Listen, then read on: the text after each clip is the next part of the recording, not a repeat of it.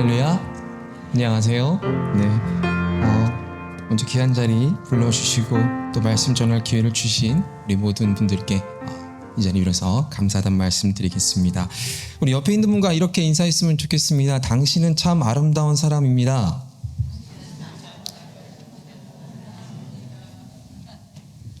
아멘이시죠? 아멘. 네. 여러분 성격 테스트 해보셨습니까? 성격 테스트. 네. 옛날 한 2000년대 초반쯤에 A형, B형, O형, AB형 이렇게 막 가르는 그런 테스트들이 많이 있었습니다. 그래서 우리가 많이들 그러잖아요. A형은 소심하다. 그렇죠? 그리고 O형은 화끈하다. 그리고 B형은 다혈질이다.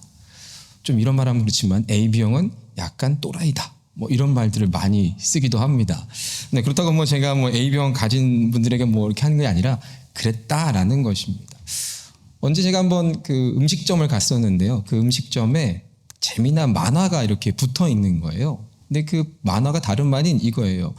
성격 유형별로 무인도에서 살아가기 이런 것이었습니다. 여러분 A형은 어떻게 무인도에 살아갔을까요? A형은 걱정이 많습니다. 미래에 대해서 약간 비관적이에요. 어떻게 하면 살아갈 수 있을까? 네. 그러면서 준비를 합니다. 무엇을 먹고 살 것이며 어떤 물건이 내게 있으며 또 낚시는 어떻게 하며 뭐 등등 이런 것들을 구상하며 삽니다. B형은 낙천적이라고 합니다. 그래서 잘 적응하며 산대요. 몇몇 분들이 웃으시는데 B형이신가 봐요. 네. 그러면서 잘 적응하면서 이 혼자만의 시간 언제 누려볼까 이러면서 누린다고 해요. 그리고 O형은 생존 본능이 강한 O형입니다. 그리고 사회적이 굉장히 강한 사람들이 O형이래요. 그래서 말동무가 필요합니다. 말동무를 만들어요. 어떤 사물을 의인화합니다. 혹시 홀로코스트라는 영화 보셨나요? 네, 톰 행크스가 주연으로 나왔던 거기에 유일한 친구가 한 명 있죠. 배구공.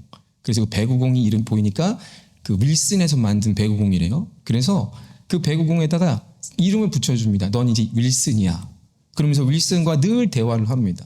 근데 어느 날 이 톰 행크스가 이제 그 무인도로 빠져나오려고 뗏목을 만들어서 나옵니다. 근데 폭풍과 치니까 그 배구공이 톡 떨어져서 바다로 유유 날아가는 거예요. 그럼 톰 행크스가 어떻게 했을까요? 절규를 합니다. 친구를 잃어버렸다는 절규를 하는 그런 모습입니다. A병은 어떻습니까? 무인도라고 생각하지 않아요. 개의치 않습니다. 그냥 행복하게 살아갑니다. 이렇게 저마다의 특징이 있다라는 것이죠. 그런데 우리 이 세상에 있는 사람들을 네 종류의 사람으로 딱 구분된다는 게 어디 쉽습니까? 그런데 한때는 그랬어요. 근데 요즘엔 또 어떠냐면은 16가지 유형으로 나누기도 합니다. 혹시 MBTI라는 걸 해보셨습니까? 네. 고개 끄덕이신 분들도 계시고 저게 뭔 소리야라고 하시는 분도 계신 것 같은데요. 이렇게 성격 테스트를 한다라는 것이죠. 왜 할까요? 네. 내 성격이 어떠한지, 저 사람의 성격이 어떠한지 이렇게 이야기를 합니다. 근데 이것을 하는 이유는 이거죠. 그 사람을 이해하는 것입니다. 저 사람은 저런 성격이야. 내 성격이 어떤지 알고 그래 하하 웃고 넘어가는 것이 아니라 이것을 통해서 저 사람을 이해하고 또 나를 이해시킨다라는 것입니다. 그러니까 이것이 우리에게 주는 유익은 이거죠. 이해와 공감이죠. 남을 안다라는 것은 서로 이해하고 소통하는 데 도움이 됩니다. 그래서 어떻게 해요, 여러분? 그 사람과 함께 교제합니다. 같이 차를 한 잔 마시거나 아니면 식사를 같이 한다거나 이런 시간들을 갖습니다. 왜 그럴까요? 알아가기 위함이라는 것이죠. 다른 환경과 다른 조건, 다른 삶을 살았습니다. 그 사람을 알아간다라는 것은 한 번에 그 사람 첫인상으로서 이 사람은 이런 사람이야 라고 알기가 쉽지 않다라는 것이죠. 그리고 이야기하면서 설사 실수를 할더라도 오해를 할 수 있는데 이해한다면 그 오해를 줄일 수가 있는 것입니다. 그리고 효과적으로 소통을 할 수 있는 것이죠.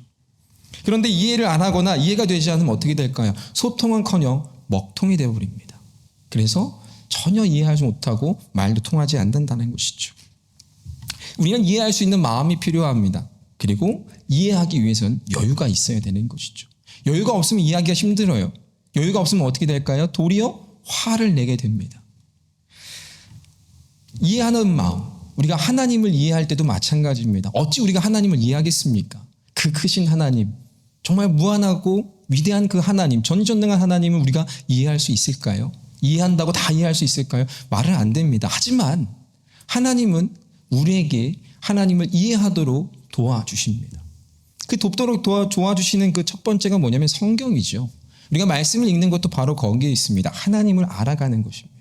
바울도 이야기하죠. 날마다 하나님을 알아가는 지식을 더해라 라고 이야기합니다. 왜 그럴까요? 하나님을 이해한다라는 것이죠. 아브라함 오늘 말씀 가운데 보면은 하나님이 아브라함에게 아들을 바치라고 이야기합니다. 그런데 여기서 아브라함이 순종을 해요. 어떻게 순종할 수 있을까? 네. 하나님은 아브라함을 부르셨죠. 창세기 12장 보면 1절에 보면 하나님께서 아브라함을 부르시는 장면이 나옵니다. 그리고 가나안으로 인도하십니다. 그리고 약속을 하나 하십니다. 무슨 약속이냐면 내가 너로 큰 민족을 이루게 하겠다. 이런 약속을 하세요. 그런데 여기서 아브라함은 처음에 이 말씀을 제대로 이해하지 못합니다. 그래서 아브라함에게 상속자를 주시겠다라고 말씀하셨을 때 그때 아브라함이 뭐라고 말했냐면 하나님 저에게는 상속자가 없습니다. 제 옆에 있는 이 엘리에셀이 저의 그나마 가장 친한 사람입니다.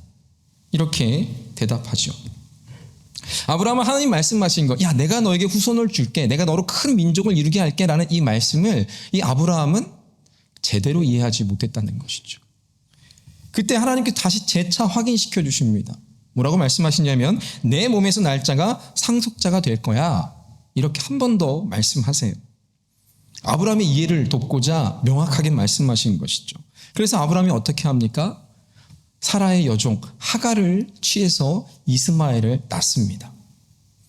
아브라함은 하나님의 뜻을 제대로 이해하지 못해서 이 이스마엘이라는 아들을 얻게 됩니다. 내 몸이라는 말은 이해했지만 하나님이 약속하신 아들은 아니었다라는 것이죠. 그래서 하나님 어떻게 하셨을까요? 이 멍청한 놈 아직도 이것들을 몰라? 이렇게 하신 것이 아니라 한 번 더 하나님은 아브라함을 이해시키십니다. 그 말씀이 18장 16절에 나오는데요. 어떻게 이해시키셨는지 한번 같이 말씀 읽어볼까요? 제가 읽겠습니다. 17장 16절입니다. 죄송합니다.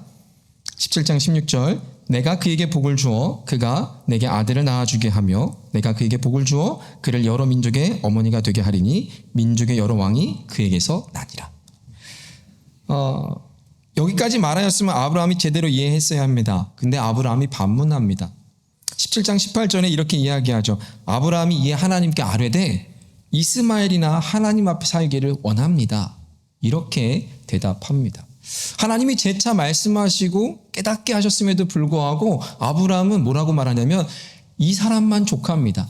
이 사람이라도 제게 조카니까 하나님 그만하셔도 됩니다. 괜찮습니다. 이렇게 대답하는 것입니다. 하나님 입장에서는 어떠했을까요? 답답하죠. 그렇게 이해를 시켰는데 답답합니다. 하나님이 저와 여러분을 보실 때 얼마나 답답하실까요?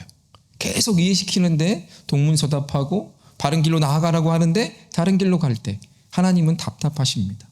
그럼에도 불구하고 하나님은 우리를 이해시키십니다. 수차례 계속해서 알려주신다라는 것이죠. 하나님은 화내거나 실망하지 아니하십니다. 그래도 하나님은 하나님의 방법대로 이끌어 가십니다. 그리고 끝까지 하나님의 약속을 이루게 하시겠다라고 그 아브라함에게 이야기하십니다. 그러면서 그 아브라함에게 한 가지 요청을 하세요. 그게 뭐냐면 할례예요. 할례를 시행하게 하십니다. 결국 하나님은 아브라함을 완전히 이해시키십니다. 할례를 명하였을 때 아브라함이 굳이 또 왜 이걸 해야 됩니까? 라고 반문하지 않고 그대로 순종한다라는 것이죠. 여러분 이해가 되면 어떻게 될까요? 이해가 되면 행동이 따르게 됩니다. 모든 이해가 그렇게 되는 것은 아니지만 대체로 이해가 되면 그것을 따르게 되는 거예요. 그렇지 않습니까? 어떤 원리를 배울 때도 마찬가지입니다. 어떤 공부를 할 때도 마찬가지입니다. 한국에서 여러분들 공부할 때 어떻게 공부하셨어요? 주입식으로 공부하셨죠. 외워. 그냥 외우면 돼. 영어도 그냥 다 외웠잖아요. 보통 명사가 어떻고 고유 명사가 어떻고 다 외우셨잖아요. 그렇죠? 근데 여기 와서 그게 필요한가요? 아니, 필요 없어요. 그냥 살다가 보면은 다 깨닫게 되는데 우리는 그렇게 외웠다라는 것이죠. 이해가 되면 행동이 됩니다. 아브라함도 마찬가지입니다. 하나님 말씀을 이해했습니다. 그러니까 행하라고 했을 때 어떻게 그대로 행하는 것입니다. 할례를 그대로 행하였다라는 것입니다. 오늘 본문의 말씀에서도 마찬가지죠. 하나님께서 아브라함에게 아들을 바치라라고 했을 때 아브라함은 그대로 순종했습니다. 왜 순종했을까요? 이해했기 때문에. 하나님 말씀을 이해했기 때문에 그렇습니다. 아들을 바치라, 아들을 제물로 바치라는 그 하나님 말씀을 어떻게 이해할 수 있을까요? 여러분, 아브라함 말대꾸 하지 않아요. 종종 저희 아이들한테 말을 하면은 말대꾸를 합니다. 특히 저희 둘째가 굉장히 요즘 말을 안 들으면서 말대꾸를 많이 하는데 이제 8살 됐어요. 8살 남자아이인데요. 왜? 계속 왜 그래요. 알 법도 한데 일부러 장난하는지 왜를 자꾸 물어봅니다. 어쩌면 그 아이에게서는 왜 그런지 이해가 되지 않는 거예요. 그럼 아빠는 계속해서 이해시켜줍니다. 이해가 되지 않기 때문에 이해하려고 노력을 합니다. 왜 이해가 되지 않을까요? 모르기 때문에 이해가 되지 않는 거예요. 그리고 자신이 예상했던 것과 생각했던 것, 자신이 경험했던 것과 다르니까 자기가 내린 결론과 다르니까 이해하지 않는 것입니다. 그렇잖아요, 여러분. 내가 하나님의 말씀을 이해한다라는 것은 무엇인 말일까요? 그 말씀 그대로를 받아들이는 거예요. 그런데 내 생각이 앞서고 내 판단이 앞서고 내가 가지고 있는 것들을 앞세우면 하나님 말씀을 이해할 수가 없는 거예요. 마치 아브라함처럼 말이죠. 내가 너를 큰 민족을 이루겠다 하신 말씀 속에서 그 아브라함이 정말 하나님 말씀을 이해했다면 아 그렇군요 하나님. 그리고 잠잠히 기다리고 자기에게 주어진 삶을 살아가면 됩니다. 그런데 그는 그렇게 하지 않죠. 엘리에셀을 들고 이스마엘을 낳게 하고 계속해서 동문서답하는 것이죠. 그런데 지금은 달라요.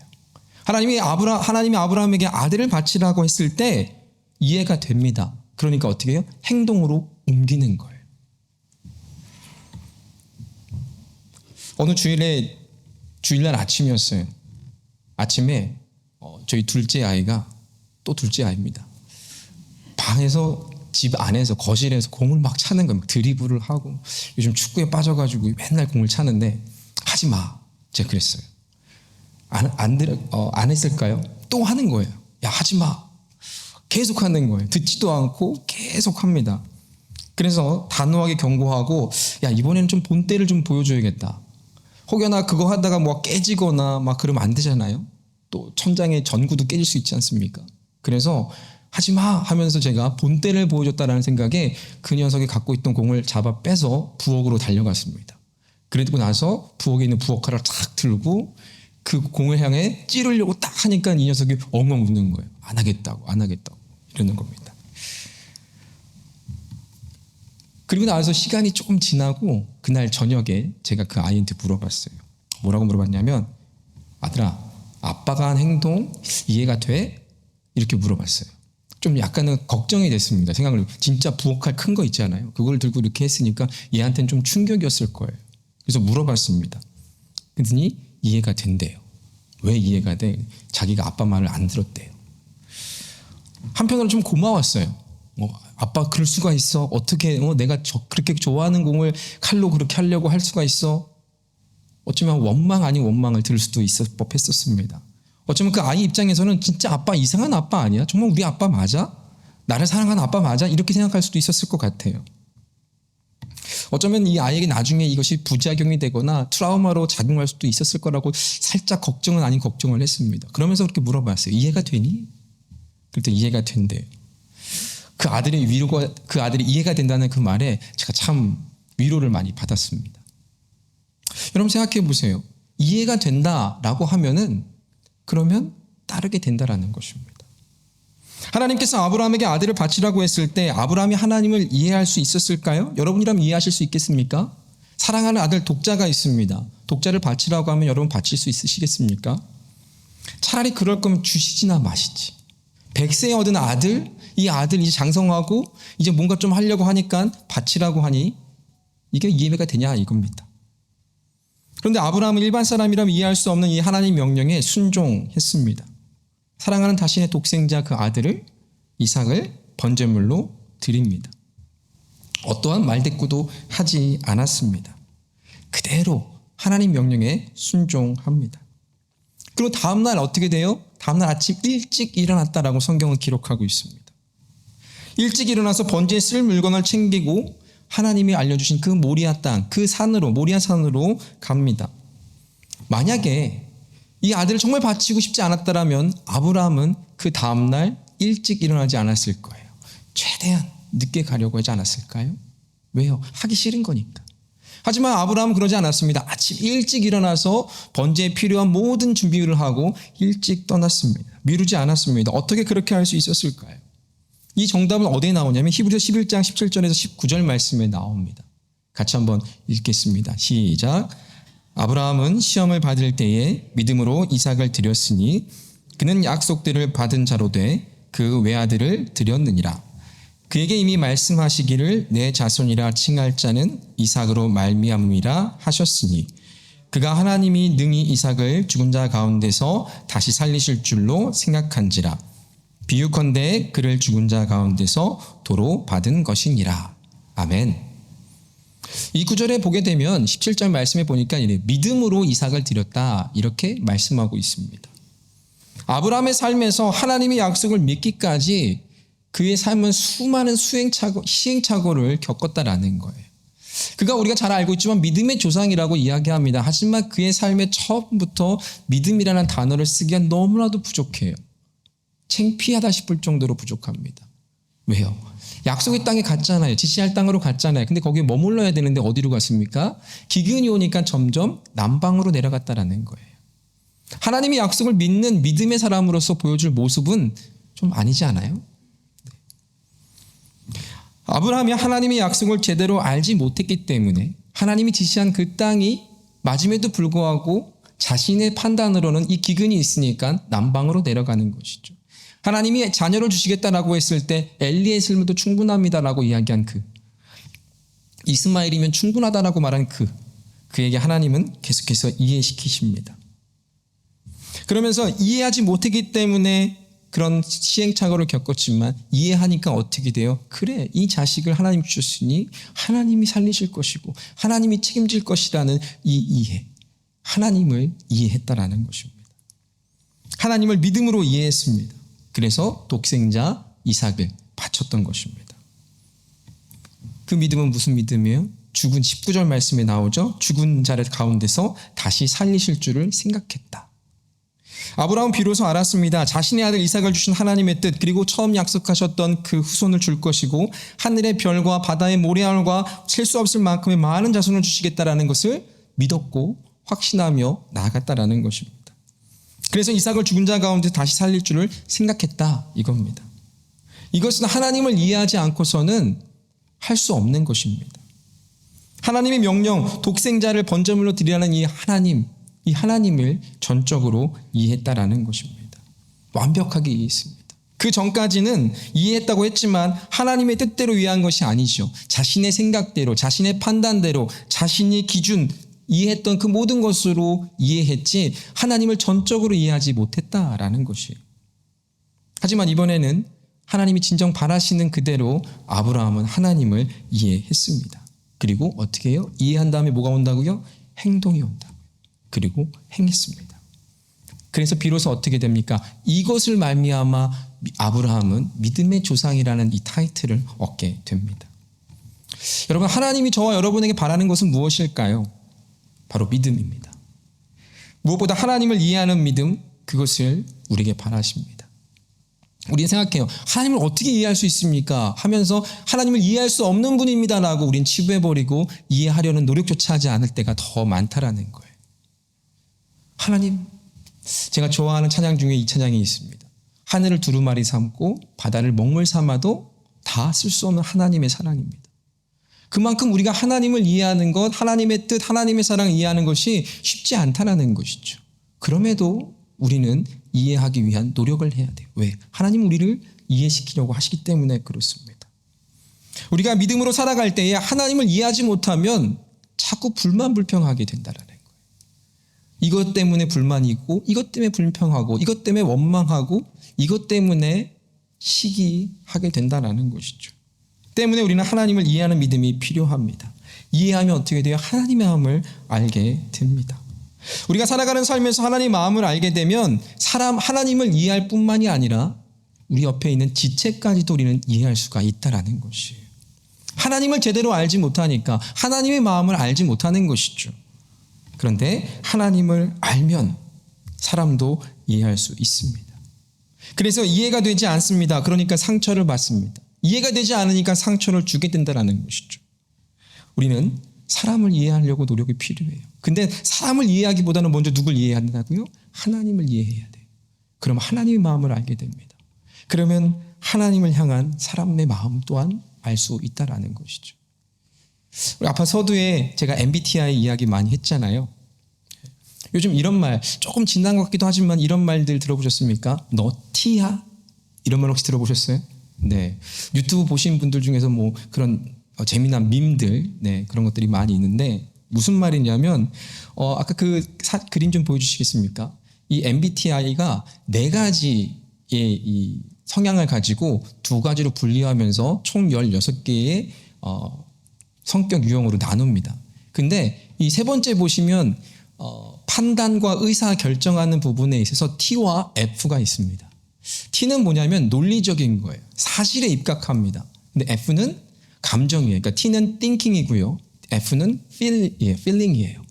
그러니까 어떤 사실에 있어서 어떤 의사함에 있어서 어떻게 판단을 내리느냐, 어떻게 의사 결정을 하느냐라는 것입니다. 제가요 어제 너무 속상해서 빵을 샀어요. 네. 저 양반이 갑자기 설교선상에 뭐 속상해서 빵 샀다는 이야기를 하셨나라고 하시겠지만, 네, 여기서 만약에 여러분이 제가 지금 이 말한 가운데 그래? 무슨 빵을 샀는데? 만약 이런 생각을 하셨다고 한다면 이런 분들은 T예요, T. 근데 무슨 일 때문에 속상했을까? 라고 하시는 분들은 F라는 것이에요. F와 T의 차이는 공감하는 방식의 차이라는 것이죠.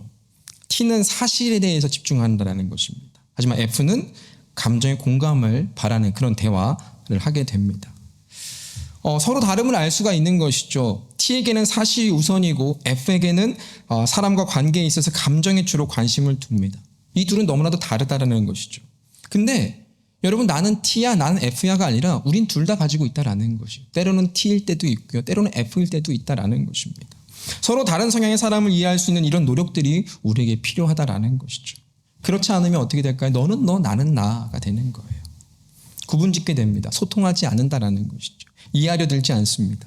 사람을 이해한다라는 것은 그 사람의 행동, 생각, 감정, 경험, 이런 가치관들을 알고 그가 어떠한 사람이며 어떠한 배경을 가지고 있으며 그것을 이해하겠다.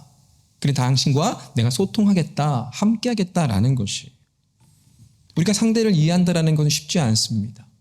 참 어렵죠. 시간이 필요하고 노력이 필요하고 수고가 필요합니다. 그래서 이해하는 것이 어렵습니다. 어려우니까 쉽게 포기하거나 이해하려 들지 않는다라는 것이죠.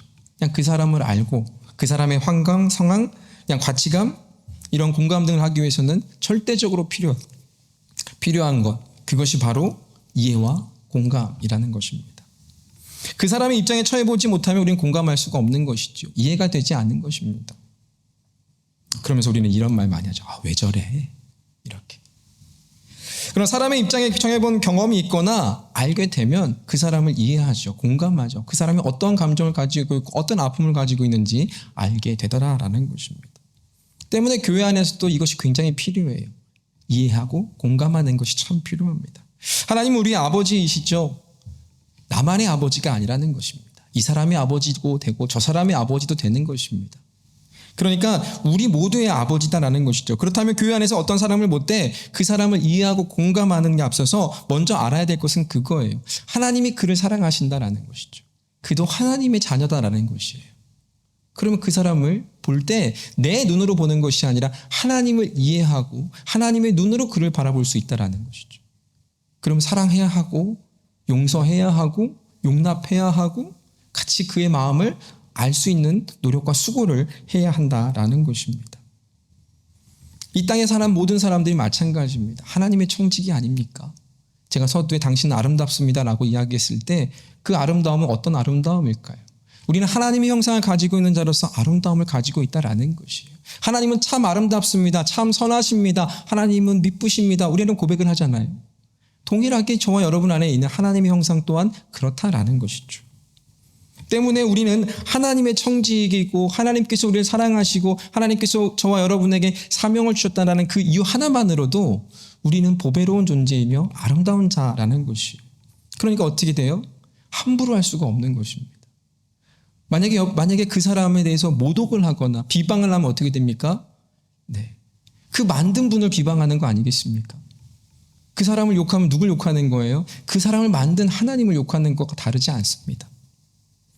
하나님의 사람으로 우리가 서로 출발한다면, 그렇게 대화하고 교제하고 협력한다면 우리가 이해할 수 있고 공감을 넘어서 진정한 그 하나님의 사랑을 이뤄갈 줄로 믿습니다. 아브라함은 하나님 명령에 순종하여서 그의 온전한 믿음을 보여주었습니다. 그렇다면 이제 번제물이 되어 죽임을 당하는 이 이삭의 입장은 어떻겠냐라는 거예요. 자신을 결박하는 아버지를 보지요.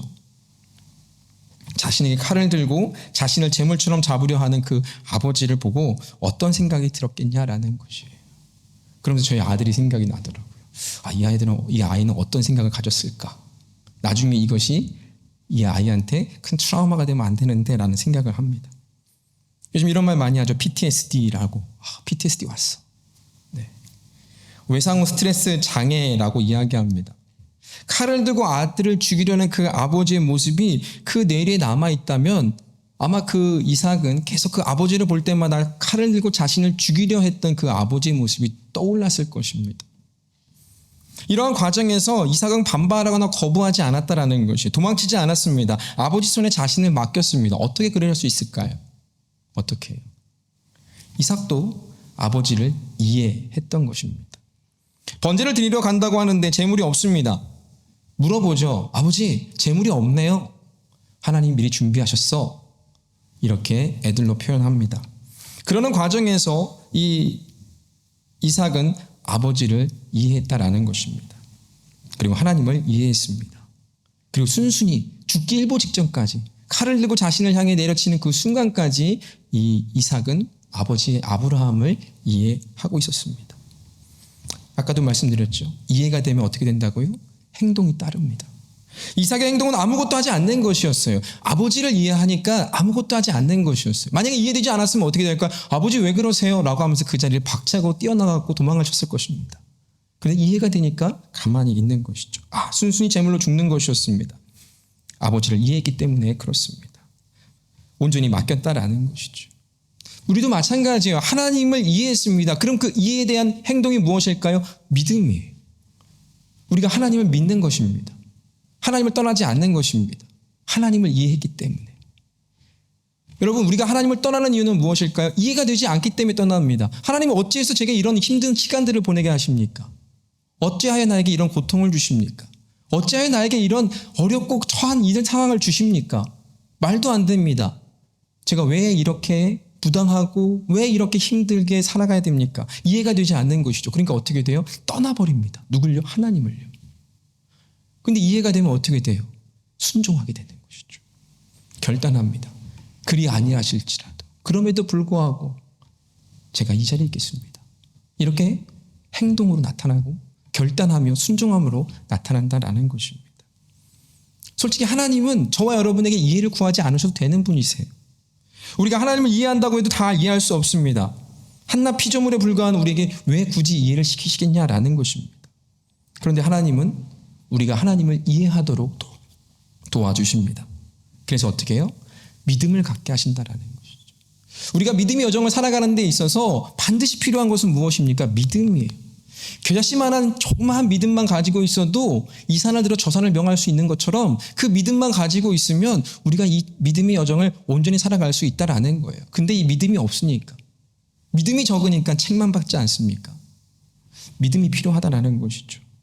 그래서 하나님은 우리가 그 믿음이 든든히 세워지도록 계속해서 이해시키십니다.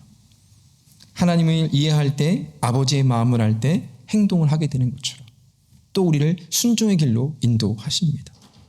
이것은 공동체 안에서도 반드시 필요한 것입니다. 성도 간에 이해될 때 서로를 알게 됩니다. 그 마음을 이해할 수 있습니다. 그러면 왜 우리가 같이 함께 이렇게 공동체에서 예배드리고, 왜 식사를 하고, 왜 구역 모임을 하고, 왜 교제를 해야 하는지 깨닫게 되는 것입니다.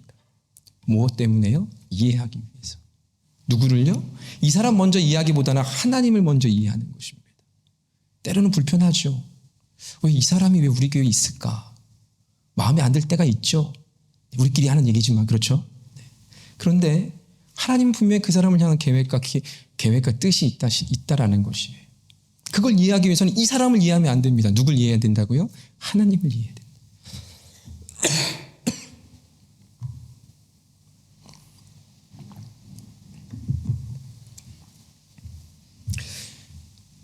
하나님을 이해하게 될 때 그 사람을 이해할 수 있는 것입니다. 하나님은 우리가 하나님의 교회임을 알고 우리가 서로 누구 한 사람이 세워가는 거 아닙니다. 담임 목사 혼자 세워가는 것도 아니고요. 장로님들이 몇 명이서 세워가는 것도 아니고요. 우리 모두가 다 같이 함께 교회를 세워가는 것입니다. 그러기 위해서는 서로 알아야 합니다. 이해하지 못하면 결코 우리는 교회가 될 수 없습니다. 우리가 하나님을 이해하고 믿는다면 각 사람을 통해서 역사하시는 그 하나님을 보게 됩니다.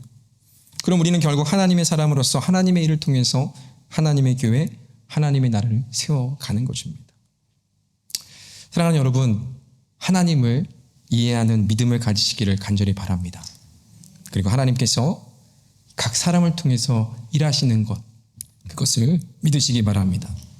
서로 이해가 될 때 보게 됩니다. 하나님을 신뢰하고 전적으로 하나님이 역사하실 것들을 의지하게 되고 보게 되는 것입니다. 하나님 이해하는 것, 비록 내가 할 수 없는 것일지라도 하는 만큼, 할 수 있는 만큼 할 때 우리의 믿음이 자라게 되는 것이고 든든하게 세워지는 줄로 믿습니다. 그래서 여기 이 자리에 있는 모든 분들, 한인장로교회 한 분 한 분 성도님들이 하나님을 더 많이 이해하시고 또 이 공동체 지체들을 더 많이 이해하시고 소통하시고 공감하시고 그래서 이 이해와 공감, 소통을 넘어서 사랑을 이루어가시는 귀한 공동체가 되시기를 주님의 이름으로 축복합니다.